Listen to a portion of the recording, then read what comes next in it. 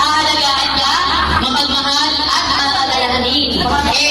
Laging handang tumulong sa nangangailangan. Ano yun?